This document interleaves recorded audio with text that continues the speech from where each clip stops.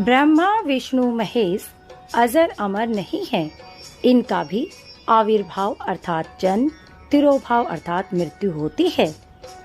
गीता में अर्जुन को स्वयं भगवान कह रहे हैं कि उस परमेश्वर की शरण में जा, उसके लिए उन संतों के पास जा जो तत्वदर्शी हों। इसी प्रकार हजरत मोहम्मद को उनके अल्लाह कह रहे हैं, कोई और पूर्ण परमात्मा है, उसे पाने के लिए उन तत्वदर्शी संत की तलाश कर। वह प्रभु कौन है, यह जानने के लिए अवश्य सुने जगत गुरु तत्वदर्शी संत रामपाल जी महाराज के अमृत वचन। सत्य काल नैनों का क्यों कर चैन से नहीं जीने देता किसी को। पहले वनवास करवाया भगवान श्री राम को, और फिर जंगल में भी चैन से नहीं हुआ। वो दूतनी भेज दी शूर्पणखा, वो लक्ष्मण से शादी करने को कहने लगी। लक्ष्मण वो नहीं मानी तो उसकी नाक काट दी।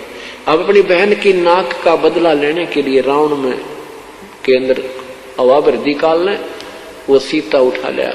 और फिर कहते हैं यह अटपट कर और लंक सब लूटी। ये अटपट करके काल ने वो सत्यानाश करवा दिया उसका।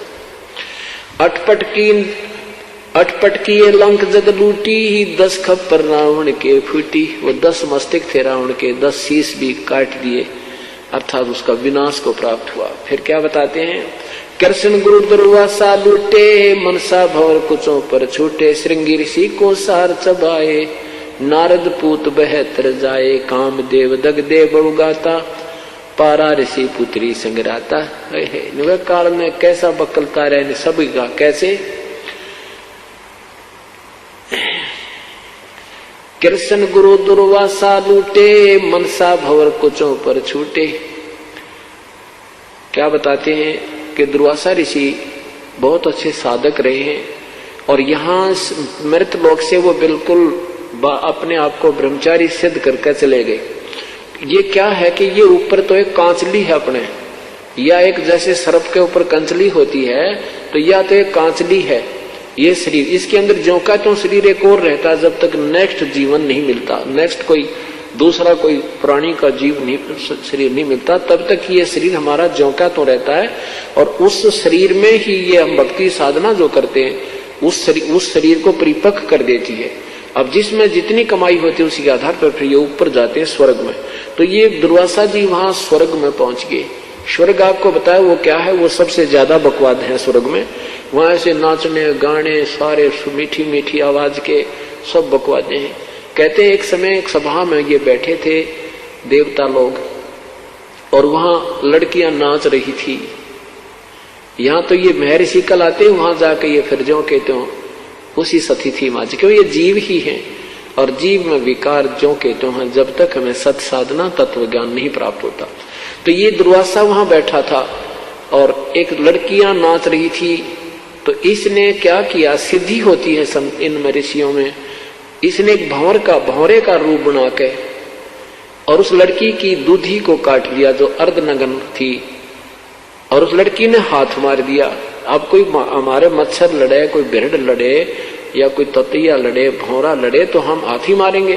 तो उस लड़की ने हाथ मार दिया, और वो दुर्वासा जो भौरा बना हुआ था वो जमीन पर पड़ा, पटाखा उठा और फिर खड़ा हो गया, और हंसने लगे। जो संत ऋषि बैठे थे वो हंसने लगे कि पड़ा नीचे। तो फिर दुर्वासा बन गया, और दुर्वासा बनकर उसको श्राप दे दिया कि तू गधी बनेगी। बताइए भगवान, यहाँ कहते हैं लठ वाले का राज है।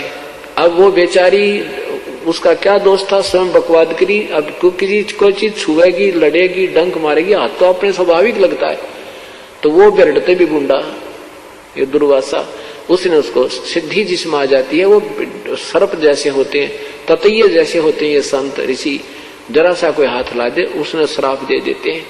इतनी कहते ये माया इस कारण इनको न्योड़ जा दिया। ये लगे थे भगवान प्राप्ति के लिए और बन गई ये एटम बम। तो उस लड़की ने अपना जो दर्द हुआ शरीर को हाथ छुट मारा, तो उसी को श्राप दे दिया, तो गधी बनेगी। तो परमात्मा कहते हैं कर ले इनका के करार, फिर आप क्या बनेगा। ये ऐसे कुक्रम करके ये भी 84 लाख योनियों में दुर्वासा जाएगा जब इसकी बैटरी डिस्चार्ज हो जाएगी जो इसने साधना कर रखी है। तो क्या बताते हैं, दुर्वासा कृष्ण गुरु दुर्वासा लूटे, मनसा भंवर कुचों पर छूटे। इसकी इनकी जो गंदी वृत्ति थी उस लड़की की बुद्धि के ऊपर बकवाद के लिए गई, तो उसने हाथ मारा और नीचे गिर गया। तो कहते हैं कृष्ण जी के भगवान विष्णु यानी कृष्ण के गुरु भी दुर्वासा के साथ भी ये व्यवहार हुआ, उसकी भी इतनी गंदी नीयत है। तो यह माया कहते हैं, ये काल किसने बख्शेगा। क्या बताते हैं, श्रृंगी ऋषि को सार चबाए, नारद पूत बहतर जाए, कामदेव दगदे बहु गाता, पारा ऋषि पुत्री संगराता।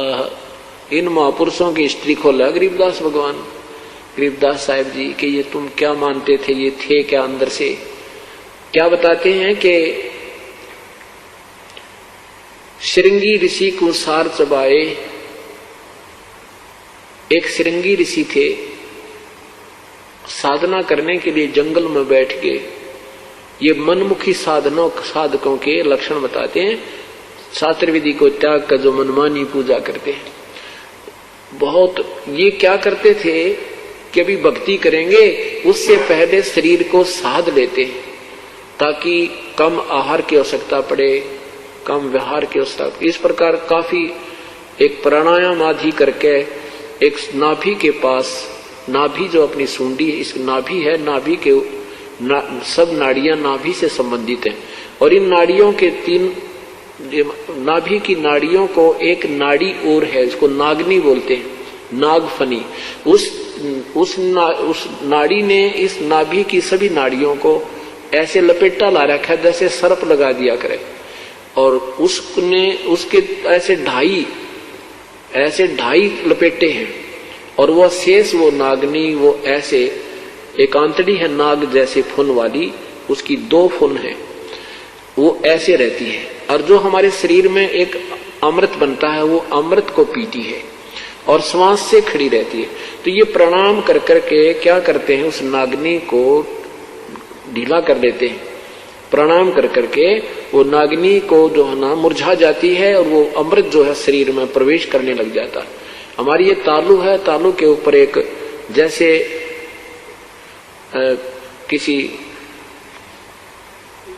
जैसे अंडा होता है, अंडे का छिलका होता है और अंडे के छिलके को और बीचों बीच काटते थोड़ा सा रह जाए, वो जैसे एक कटोरा सा होता है, उसकी छोटी स्थिति समझ लो बिल्कुल 1/2 सेंटीमीटर, इतने स्थिति का 1 सेंटीमीटर इतनी स्थिति का हमारे तालू के ऊपर एक ऐसे कटोरे टाइप की एक स्थिति बनी हुई है और उसके बीच नीचे बिल्कुल उसमें एक सुराख है। उस सुराख के ऊपर एक छोटी सी पत्ती रखी है, आंच सी पड़ी है, जैसे छोटी सी पत्ती होती है बेल की, बिल्कुल वाल टाइप जैसे वाल टिका होता है। तो इस तालु का अभ्यास करने से ऐसे जो खेचरी मुद्रा लगाते हैं तो उससे क्या होता है कि वो जरा सा तालु उसके जो उस अमृत को रोके हुए होता है वो थोड़ा सा खिसक जाता है, वो फिर नीचे आता है, नीचे आकर के फिर ये नाभि पर आता है और नाभि अगर वो नागनी ना पीवे, वो नागफणी नहीं पीवे तो ये सारा उसी अमृत से इस शरीर में इतना जो ना सरूर सा हो जाता है कि भूख लगनी बंद हो जाती है और निंद्रा आनी बंद हो जाती है। तो उसके अभ्यास में भी हमें कम से कम 20 वर्ष लग जाते उसको प्रफुल्लित करने में। ये पुराने समय के काम हैं, ये लगे रहते, थाली बैठे थे ऋषि लोग, लाखों वर्ष की उम्र होती थी, ये बकवादा में लगे रहते, लेकिन वो साधना परमात्मा पाने की फिर भी नहीं है। वो तो साधना शास्त्र विरुद्ध है और शास्त्र अनुकूल साधना बिल्कुल सिंपल सी है, ये नहीं करनी थी। फिर भी उन ऋषियों को जिन्होंने शास्त्र विरुद्ध साधना की और इस माया ने काल के जाल ने कुकर भरमा दिए, तो उस श्रृंगी ऋषि ने अभ्यास कर लिया अल्प आहार करने का। पहले आहार अपना साधना की, शरीर को सोधा ऐसे, और फिर इतनी साधना कर ली कि दिन में एक बार एक वृक्ष की छाल के ऐसे जीभ लगाता, उसी से तृप्त हो जाता और वहीं बैठा उसकी तरफ मुख करके अपना वो ध्यान लगाता रहता। एक दिन वो श्रृंगी ऋषि अयोध्या के पास आ गया। अयोध्या के पास जंगल में, बिल्कुल निकटतम जंगल में, नगर के आसपास जो सब ने दिखाई दे रास्ते के आसपास से बैठ गया। सारे अयोध्या नगरी में एक चर्चा का विषय होगा कि ऐसा साधु आया है 1 महीना हो गया है, बिल्कुल आहार नहीं करता। एक बार वृक्ष के छाल के ऐसे जीभ से चाटता है, सारा दिन ऐसे बैठा रहता है। बहुत चर्चा का विषय हुआ, लोग देखने गए, जवान अवस्था थी, सुंदर शरीर ज्यों का त्यों, और आहार कुछ नहीं कर रहा, तो बहुत ज्यादा प्रभावित लोग हो गए। राजा दशरथ की बेटी शांता, जो श्री रामचंद्र से बड़ी थी, रामचंद्र हर तो फिर बाद में हुए हैं, बहुत बाद में, वो शांता जो है जवान थी, उसके बाद कोई पुत्र नहीं था, कौशल्या की पुत्री थी वो। उसके बाद राजा को कोई संतान नहीं थी, तो इकलौती पुत्री थी। इकलौता बच्चा ज्यादा ही लाडला होता है, तो वो लड़की अन्य सहेलियों के साथ उस ऋषि को देखने गई। शांता उस ऋषि को देख करके उस पर आसक्त होगी। उसने किसी संत से, ऋषि से, अन्य ऋषि से पूछा कि ये संत कैसे आंखें खोले, कैसे ये संसार व्यवहार में यानी देखे, हमारी तरफ संसार को देखे। तो उस ऋषि ने बताया कि जहां वो जीवा लगाता है वहां पर थोड़ा सा शहद लगा देना। अब राजा की लड़की ने कौन टोके, राजा की लड़की ने जाकर के जहां वो जीभा लगाता था दिन में एक बार, उसके वहां थोड़ा सा शहद लगा दिया वृक्ष के। अब पहले ऋषि एक बार जीभा लगाता था, उस दिन 3 बार लगाई उसने, आनंद से आया, वो शहद अंदर गया। अगले दिन फिर लगा दी। तीसरे दिन ऋषि ने आंखें खोल ली और शांता खीर बनाकर लेके गई थी। कहने का भाव ये है कि ऋषि फिर आहार करने लग गया। फिर ऋषि, अब शांता उस ऋषि के साथ चली गई। कहने का भाव उन्होंने अपना शादी कर ली और राजा दशरथ की इच्छा के विरुद्ध कर ली। तो राजा दशरथ ने किसी अन्य राजा से कहा कि हम अक्षत्रिय हैं, ये ब्राह्मण है और हमारी इसमें इंसल्ट होती है, आप इसको गोद ले लो, लड़की को आप शादी कर देना। कहने का भाव ये है कि परमात्मा क्या बताते हैं, श्रृंगी ऋषि को सार चबाए, नारद पूत बहतर जाए। अब परमात्मा कहते हैं जब तक अपूर्ण संत पूर्ण परमात्मा की शरण में आकर विधिवत साधना नहीं करोगे, यू काल न्यो नचाए जागा तुमने।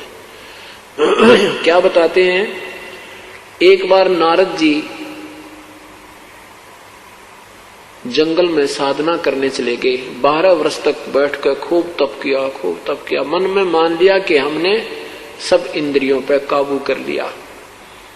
अब जंगल में आदमी अकेला रहे, वृक्ष दिखे, पत्ते घास फूस खावे, आप पे यू मन बकवाद करने तो चुप हो जाता है, यू दड़ मार जा, ये बिल्कुल दुबक जाता है और फिर ज्यों का त्यों तैयार हो जाता है। ये अनजान ऋषियों को ज्ञान नहीं था। 12 वर्ष के बाद नारद जी आए। ब्रह्मा, विष्णु और महेश जी ये तीनों भाई हैं। बड़े ब्रह्मा जी, बीच के विष्णु और छोटे भगवान शिव। तो नारद जी जो ब्रह्मा जी के पुत्र हैं, महर्षि नारद जो है विष्णु जी के पास गए। विष्णु जी ने पूछा, भाई ऋषि जी बहुत दिनों में दर्शन दिए, कहाँ चले गए थे? नारद जी ने कहा कि प्रभु मैं 12 वर्ष तक जंगल में साधना करके आया हूँ और मैंने अपनी इंद्रियों पर काबू पा लिया है। अब मैं माया के और इंद्रियों पर काबू कर लेंगे तो ये संसार में उत्पत्ति कैसे होगी, 1 लाख जीव तू कैसे खाएगा? तो इसका नियम है कि bud the evil cut the evil in the bud, यानी बुराई को यानी स्टार्ट में ही काट दे। तो इसने विष्णु जी के मन में प्रेरणा कर दी कि यू बडांडी पा किया नारद जी, ये कहता मन इंद्रियां सारी काबू कर ली, चल इसको ठीक करते हैं। तो उधर से क्या हुआ कि नारद जी मिलकर चल पड़े, वहां से जा रहे हैं, उधर से विष्णु जी पीछे से आ रहे हैं। नारद जी ने पूछा, कहाँ जा रहे हो प्रभु? हाँ, कहाँ जा रहे हो प्रभु? कि भाई मैं इधर जाना है, इस लोक में घूम के आऊंगा, आप चलोगे मेरे साथ? नारद जी कहने लगे, मैं तो थाली हूं, आपके साथ ही चल पड़ता हूं, आपकी आज्ञा हो तो। विष्णु जी कहने लगे, आ जाओ मेरे साथ आ जाओ। तो चलते चलते एक दरिया के साथ जा रहे हैं, दरिया के साथ साथ चल रहे हैं। तो नारद जी से कहा विष्णु जी ने कि ऋषि जी आप खड़े रहो, मैं पानी पी कर आता हूं। विष्णु जी ने कहा, नारद जी ने कहा, नहीं महाराज, मैं आपके लिए पानी यहीं लाता हूं, आप यहां रुको और मैं आपका सेवक हूं। तो भगवान विष्णु ने कहा कि नारद जी पहले स्नान करना दरिया में, फिर पानी लाना। अच्छा जी। अब नारद जी ने जो ही स्नान करने के लिए डुबकी लगाई दरिया में, तो उसके एक सुंदर लड़की बन गया, एक सुंदर लड़की रूप बन गया नारद जी का। उधर से उसी नगरी का एक राजा टहलने के लिए आया, वह सुंदर लड़की देखी। राजा ने पूछा, कन्या तू कौन है, कहां से आई है, क्या तेरा नाम है, कौन तेरा गांव है? लड़की ने कहा कि मुझे नहीं मालूम मैं कौन हूं, कहां से आई हूं, मेरी बुद्धि काम करना बंद कर चुकी है। राजा ने उस लड़की को अपने साथ लिया, घर ले आया, पटरानी बना दी। कहते हैं 72 संतान हुई उसके, और फुल्ली नहीं समावे, पोते और पोती हो गए, ठाठ हो गए, और फिर फुल्ली नहीं समावे, और खूब मेरे तो बढ़िया कोई नहीं, मेरी इतनी संतान है। फिर क्या होता, उस राजा का किसी दूसरे राजा से युद्ध हो जाता है, और उस राजा ने पूरे के पूरे परिवार का विनाश कर दिया। उसके पुत्र भी मारे गए, युद्ध में गए थे, राजा भी मर गया, कोई शेष नहीं बचा। वो बुढ़िया हो रही थी, वो नारद से बनी औरत। तो उसने सोचा, रो रो कर बुरा हाल कर दिया, सारे बाल पाड़ दिए, नो रो रो कर टक्कर मारे। उसने सोचा अब तू आत्महत्या कर ले और तेरे पास शेष नहीं रहा कोई चीज। तो वो बुढ़िया जो नारद बनी थी, नारद बुढ़िया बनी थी, जाके उस दरिया में सुसाइड करना चाहा, आत्महत्या करने के लिए छलांग लगाई, तो ऊपर एकदम नारायण और नारद बना दिया, नारायण नारायण करता हुआ बाहर आया। उधर से भगवान खड़े खड़े मुस्कुरा रहे हैं। विष्णु जी कहते हैं, अरे नारद बहुत देर लगा दी, मैं तो बहुत प्यास लगी है, जरा पानी ला, शीघ्र ला। और नारद का सबकी बंदरी, जैसे सपने में कोई ऐसी दुर्घटना महसूस हो जावे और ऐसा रोया कर आदमी और जाग जाना, सपन टूट जा तो भी उसको ऐसी महसूस होता जैसे अभी वो तेरे साथ कोई बुरी घटना घट रही है। अब नारद जी का पसीने आ रहे, ये भगवान, वो मैं तो ऐसा बुरा हाल हो रहा था, मेरी तो इतनी संतान थी, वो मर गई सारी। तो फिर जान गया भगवान हंस रहे खड़े खड़े। तब विष्णु जी ने कहा कि तूने क्या था, मैंने सारी इंद्रियां बेकाबू कर दिया। तब नारद जी बोले, भगवान आप तो कसूते हो। तो कहने का भाव यह कहते हैं कि श्रृंगी ऋषि को सार चबाए, नारद पूत बहतर जाए, काम देव दग देव गाता, पारा ऋषि पुत्री संगराता। एक पाराशर नाम के ऋषि, शादी होगी, शादी हुई, शादी होते ही अपनी पत्नी को छुआ तक नहीं और कहा मैं तो जंगल में तप करूंगा। अब उसकी पत्नी कहती है कि आप अच्छे महापुरुष हो, आज शादी हुई है, अब तुम घर छोड़ के जा रहा है, या तो शादी ना करवाता या बाद में करवा लेता। तो कहता है कि पहले मैं तप करके आऊंगा, साधना करूंगा, अच्छी संतान उत्पन्न होगी, ये करके बहाना चल पड़ा। तो फिर कहा कि मैं जब कुछ साधना कर लूंगा तेरे पास बीज शक्ति भेज दूंगा, तुझे गर्व रहेगा। अब पारा ऋषि ने 10 वर्ष 11 वर्ष साधना की, एक कव्य को अपनी बीज शक्ति दे दी कि तू ले जाकर मेरी पत्नी को देना, एक सिद्धि होती है।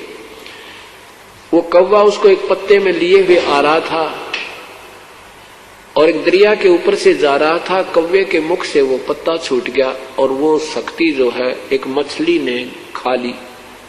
उस मछली के अंदर एक लड़की बन गई। वो लड़की को एक धीमर ने, मछियारे ने, और वो बोटिंग का भी काम करता था, नाविक ने, वो मछली धीरे धीरे काटी। उसको पता होता है उनको कि इसमें कोई वस्तु मिल जाती है। तो उसमें एक लड़की, बिल्कुल लड़की पाई और उसका फिर उसने अपनी पुत्री की तरह उसकी परवरिश की। जब वो लड़की 12-13 वर्ष की होगी, एक वर्ष के बाद उसने 2 वर्ष के बाद वो भी शक्ति भेज दी। तो जब वो लड़की 13-14 वर्ष की होगी, उधर से ऋषि अपनी साधना करके वापस आ रहा है। उस दरिया के किनारे आके खड़ा हो जाता पाराशर ऋषि।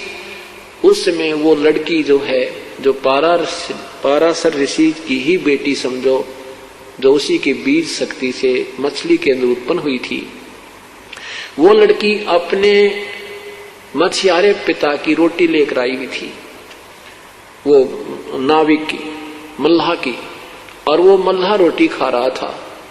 पाराशर ऋषि आया, उसने कहा कि मल्लाह मुझे पार करो, शीघ्र जाना है।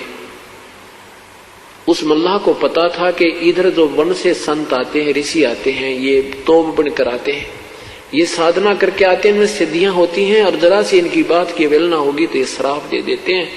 तो उसने कहा महाराज मैं तो खाना खा रहा हूं, जरा सा आप इंतजार करो। तो उसने कहा कि नहीं, मुझे इतना समय नहीं है। तो उसने कहा बेटी, अपनी पुत्री से कहा कि जा बेटी तू ऋषि को दरिया से पार करा, नौका चला ले जा।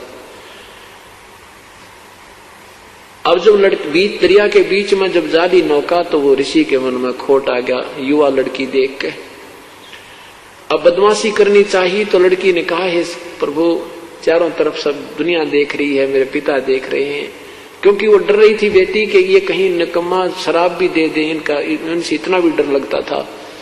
अपनी बचाव करना चाहती है। तो ऋषि ने क्या किया, वो सिद्धि जल उठाया और चारों तरफ धुंध कर दी और अपना मुंह काला किया। अब क्या बताते हैं परमात्मा, ताहू के बिंद से उसका नाम फिर मछोदरी रखा हुआ था, और उस मछोदरी फिर उस लड़की से फिर व्यास जी उत्पन्न हुए। उस लड़की को जो पाराशर से गर्भ रहा तो वेद व्यास जी उत्पन्न हुए। तो यहाँ गरीबदास साहिब कहते हैं, ताहू के बिंद से वेद व्यास, ताहू के बिंद से मछोदरी। अरे हाँ महबूब कहता दास गरीब रही कहाँ सोदरी। कहाँ तुम्हारे अंदर ये नेकता रही, उसी अपने ही बिंद से बेटी बनी मछली में, और फिर उसी से वेद व्यास उत्पन्न हुआ। तो यहाँ क्या बताना चाहते हैं, पाराशर पुत्री संगराता, पाराशर अपनी ही पुत्री के साथ दुष्कर्म किया। ऐसे कहते हैं, ये अंतर्यामी बताओ इन, ये बड़े मैं ऋषि थे, ऐसे इनकी बिरान माटियां इस काल में कर रखी हैं। जब तक संत सही नहीं मिलता, साधना सही नहीं होती। कामदेव दगदे बहु गाता, पारा ऋषि पुत्री संगराता। उदालक मुनि ऐसा कीना, जिन जोगनी संग संगम कीना। रामचंद्र होते अवतारी, जिनकी दूतर ले गया नारी।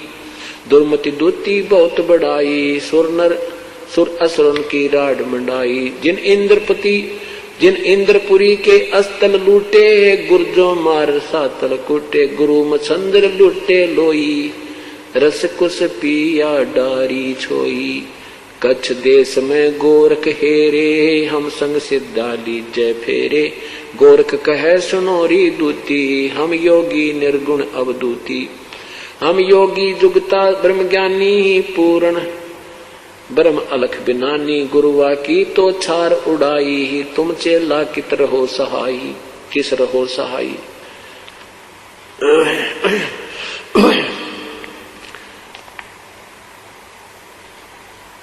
उल्टा बिंद चला हूं पारा, हम योगी पूर्ण करतारा। यग रची जद पांडो, यग रची जद पांडो, जब यग रची जब पंडो राजा। नौ नाथो नहीं नादू बाजा। सिद्ध 84 सिद्ध रिधि सब मोहे, पूर्ण ब्रह्म ध्यान जो है।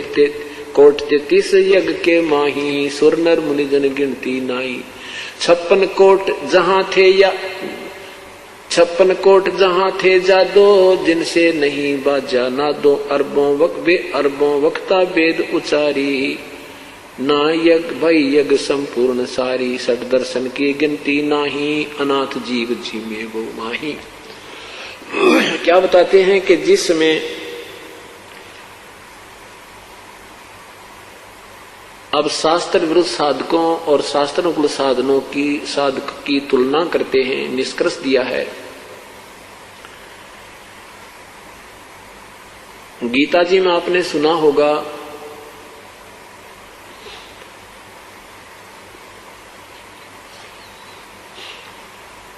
दूसरे अध्याय के 37 और 38 श्लोक में गीता बोलने वाला भगवान कह रहा कि अर्जुन तू युद्ध कर ले, तुझे कोई पाप नहीं लगेगा, तू केवल निमित्त मात्र है, और यदि युद्ध में मारा गया तो स्वर्ग जाएगा, विजयी हुआ तो इंद्रप्रस्थ का तू राज भोगेगा, तेरे दोनों हाथों में लड्डू है।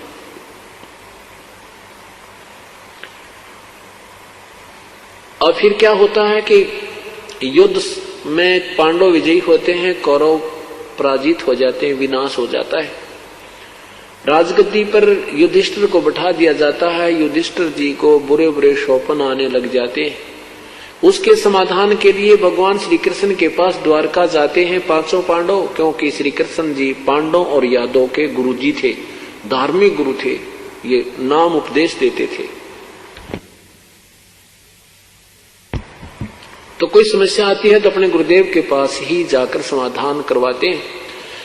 तो भगवान श्री कृष्ण ने कहा कि जो तुम्हें सौपन आ रहे हैं युधिष्ठिर जी को, नहीं कहंदा श्याम दोपहरे नू गरीब दासिए, वक्त जात है रोवोगे इस पैरे नू गरीब दासिए, वक्त जात है रोवोगे इस पैरे नू, मैं तो दे दी है बालम बैरे नू, मैं तो दे दी है बालम बैरे नू, मैं तो दे दी बैरे नू, मैं तो दे दी है बालम बैरे। आत्मा रो रही है परमात्मा के आगे, हे प्रभु मेरे को इस मन रूपी इस बहरे बालम का व्याधि, यू बहरा क्यों कर है मन। अब कितने आप किसी से चर्चा कर दो भाई सत्संग में चलोगे, वहाँ सत्संग होगा 1, 2, 3 जनवरी का, और बड़ी अच्छी ज्ञान सुनाते हैं हमारे गुरुजी। तो आपका मित्र या सखी सहेली बहन भाइयों, बहन अपनी सखियों को कहती हैं, समझाते हैं, या भाई भक्तों को मित्रों से, कोई रिश्ते अपने जान पहचान के चाचे ताऊ के भाइयों से, तो उन्होंने कहा ना भाई को ना टाइम फिर देखेंगे। और थोड़ी सी दूरी पे कोई न्यू चर्चा कर दे, वहाँ कंपटीशन होगा। वही उस दिन पूछा रस डटिए रुकिए कि क्या कहता तू, जरा सी भनक पड़ी थी कान में कि वहाँ कंपटीशन होगा, रागनी गाया करें और एक दूसरे से 4-5 गाय इकट्ठे होकर उस तो बढ़िया सुनाओगा सुरीली आवाज में, उस तो बूंदी गावेगा, फिर हा हा हा हा सारी रात धक्के खावे, जहाँ गधे भी ना बैठे उड़ा हुआ बैठे रहे सारी रात, और भूखे पैसे अपने पल्लत खाना खावे, पल्लत की चाह भी ना पाओ नोड़ पीण में। उसको पूछेगा अरे कहाँ से होगा, कब होगा भाई, हैं किस टाइम होगा, सारी डिटेल मांग लेगा 2 मिनट में, और दिन में धंधा करेगा, रात में उड़ा बैठा पाओगा, ईब टाइम हो गया उस दौरे। तो यो मन बहरा न्यू बताया कि उल्टे काम का नहीं तो भाज के दौड़ के जा, और इस बढ़िया काम को कान्ना पे टाल दे। जैसे किसी को ऊंचा सुनता हो ना, कम सुनाई देता हो, तो उसने न्यू कहा करें यो मतलब की बात सुन ले, हर मारी ना सुनता, इसके मतलब की बात उसने तो बस पकड़ जाएगा, और कहने का मन ना सुनता। तो ये उस टाइप का बहरा है यो मन, इसने अच्छी बात बतावे, सत्साधना पर लगावे, शुभ कर्म करने के लिए प्रेरित करे, तो कति ना मानने का ना पे घटाड़े। और नो कोई उठ पटांग को कितना नंदा चुगली करनी है, बैठ जाओ सारी रात, वो उसकी वो उस तो बढ़कर वो उस तो बढ़कर रखे के बकवाद गड़ेंदा। तो यहाँ आत्मा रो रही है, कह रही है कि मैं तो दे दी बालम बहरे नू, इस मन रूपी बहरे का बांध दी परमात्मा, ये संसारी दी गल्ला चिन्ह है ना, बुद्ध शब्द जो गहरे नू। आम जनसाधारण कोई नो कह देना मैं सोमवार का व्रत करया करूं और इसका लाभ हो जा, वो मंगल का करता होगा ना, सोमवार का और शुरू कर देगा। और कोई नो कह दो ना वहाँ सालासर चला जा, ओह बेड़ा पार हो जा, बालाजी जाने वाला सालासर भी जाना शुरू कर देगा। और फिर नो कह दो ना थोड़ा वैष्णो देवी पर वहाँ नो धागा बांध जावर बेड़ा पार हो जा, वहाँ भी पहुँच जाएगा। यानी संसारिक लोगों की बातें ने तो मन जल्दी माने, और ना बूझे सब जुगैरे ने, मुर्दे से ती प्रीत लगावे ना जाने सतगुरु मेरे नु। जो जा चुके हैं संत साधु उनकी मंडी पूजते अंडे, कब्र पूजे उनकी उसके उनके जो बना रखे हैं मंदिर से उनने पूजता अंडे, मरे पाछे पूजे। जिन दे संत को क्यों नहीं पूज रहे, उनसे बात करो, उनसे ज्ञान पूछो, वो जैसे बताते ऐसे साधना करो। ऐसा नहीं कर रही। श्वेत छत्र सिर मुकुट विराजा है, उस परम पिता परमेश्वर कबीर देव के सतलोक में एक बहुत बड़े गुमज के अंदर विराजमान है परमेश्वर। बहुत बड़ा सुंदर सिंहासन उनका लगा हुआ है और सिर पर श्वेत छत्र है, छतरी ऊपर छाता, और बहुत सुंदर मुकुट परमात्मा के सिर पे सुशोभित है। कहते श्वेत छत्र सिर मुकुट विराजे, देखत ना उस चेहरे नु। होय होय, उस भगवान ना देखना चाहते सत साधना करके। और ऊंची थलियां खेती बोवे भूल गए नज डेरे नु। ऊंची थली खेती किसान, क्योंकि गरीबदास साहिब भी किसान थे। अब अपने विशेषकर सभी वर्ग को उन्होंने ज्ञान देने की चेष्टा की है कि भाई जैसे तुम ऊंची थलियों पे, ऊंचे स्थानों पर खेतों में खेती बो रहे हो, वहाँ क्या होता है? कुछ भी ना होता। और डहर वो होती है जो झील में होते थे, नीचे जमीन होती थी, बहुत समतल होती थी, अच्छी काली माटी की होती है। और ऊंची थलियों पर वर्षा होती थी, वो भी नीचे उसी डहर में आकर सिंचाई का काम करती थी। तो उस डहर के अंदर, उस डहर जमीन में, उपजाऊ जमीन में खेत बोवें, बीज बोवें, तो थली पर मान ले 1 मन एकड़ का हो, 2 मन एकड़ का हो, तो डहर के अंदर 70 मन हो।